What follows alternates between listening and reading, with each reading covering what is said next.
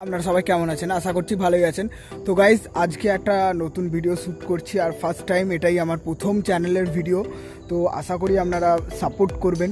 তো চলুন আজকের ভিডিও শুরু করা যাক। তো এই মুহূর্তে আমরা চলেছি এখন মাঠের দিকে। তো আমি একটু আপনাদের মাঠের দৃশ্যটা একটু দেখিয়ে দিই। ওকে, তো এখন চলেছি মোটামুটি সামনের ক্যামেরা রিয়ার এই পথ দিয়ে চলেছি। তো গাইজ, এটা দিয়ে মোটামুটি চলেছি এখনও পর্যন্ত, আর আমি আসছি মোটামুটি এটা দিয়ে। এটা আমাদের বাড়ির রাস্তা। ওকে, তো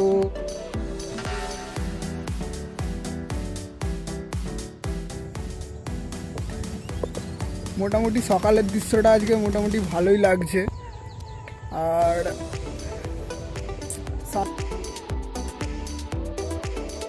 তো দেখা যাক কি হয়। এদিকটা অন্ধকার হয়ে যাচ্ছে আর এদিকটা মোটামুটি। চলুন।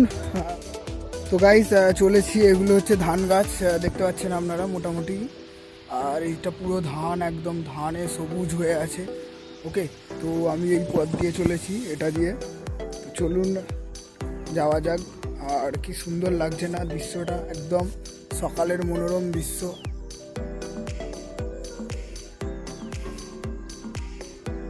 এদিকটা রোদ্দুরটা প্রচুর রোদ্দুর, ওই জন্য আর কি বেশি লাগছে। আর এদিকটা একদম পুরো পরিষ্কার ফিল্টার। তো চলুন, লেটস গো। তো এটা দিয়ে প্রচুর রোদ্রু আসছে, মানে রোদ্দুরটা প্রচুর মুখে পড়েছে, তো ওই জন্য একটু ফ্রেশ লাগছে। কিন্তু এই দিকটা থেকে একদম আলোর রিফ্লেকশানের জন্য কালো করে দিচ্ছে। যাই হোক, এটা দিয়ে মোটামুটি ভালোই লাগছে। তো যাচ্ছি আমরা এই মুহূর্তে। ওকে, তো আপনাদের একটু দেখিয়ে দিই, এই রাস্তা দিয়ে যাচ্ছি। এসে পৌঁছালাম, আর আজকে আমরা বসাবো ঝিঙে। তো এই মুহূর্তে এতটাই রোদ যে প্রচুর, মানে চোখ রাখা যাচ্ছে না আমার। তবে আপনাদের দেখিয়ে দিই কীভাবে বসাতে হয়। গর্ত করে বসাতে হয় মেনলি। আর জিনিসটা হচ্ছে এই যে, এটা হচ্ছে মেনলি জিনিস, এটা হচ্ছে ঝিঙে দানা। এই দানাটা হচ্ছে ঝিঙে দানা। ওকে, তো এইটা কীভাবে বসাতে হয় তার একটা ডেডিকেটেড ভিডিও আসবে আমার চ্যানেলে।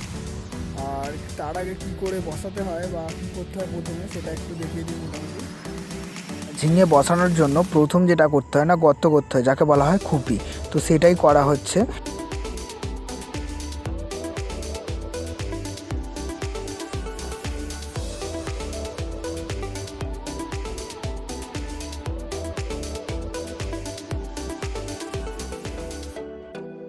যেটা করতে হয় না, খুপি কাটার পর খুপিতে একটুখানি করে সার দিতে হয়, মানে একটু করে সার দিতে হয়, যাতে গাছটা তার খাদ্যটা পায় বড় হয়ে।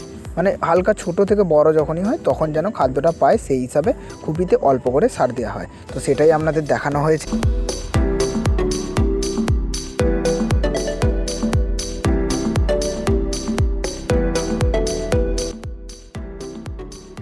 যেটা দেখানো হয়েছে সেটা হলো খুপিটার চাপা দিতে হয়, সারটাকে চাপা দিতে হয়। তো এটাকে কি বলা হয়? এটাকে বলা হয় থোলেন। কেন দিতে হয় না, গাছটা সরাসরি যদি শিকড় চালায় তাহলে মানে সারের যে অংশটা সেটা সরাসরি পায়, তাই গাছ মারা যায়, তাই এটা দেওয়া হয়।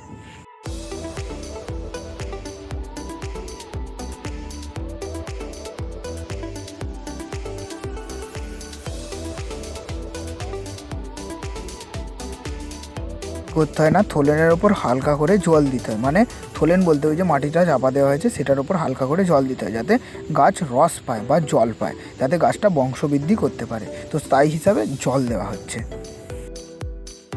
স্টেপ হলো না, দানা দিতে হবে। ঠিক আছে, খুপির ওপর এবার দানা দিতে হবে। দানাটা কীভাবে দেওয়া হচ্ছে সেটাও আপনাদের দেখানো হচ্ছে। না, এরকমভাবে দানাটা দিতে হয়। এই যে খুপির ওপরে এবার দানাটা দেওয়া হয়। এবার যে যার পরিমাণ মতো, কেউ 5টা দেয়, কেউ 7টাও দেয়। ওকে, তো সেই হিসাবে এখানে দানা দেওয়া হলো।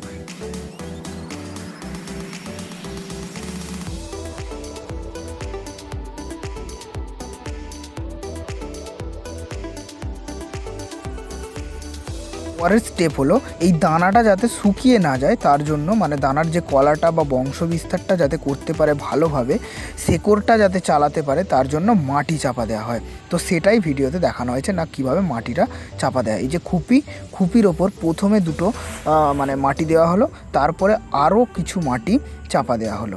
তো এভাবেই মানে আর কি ঝিঙে দানা বা বলুন উচ্ছে দানা চাপা দেওয়া হয়। ওকে,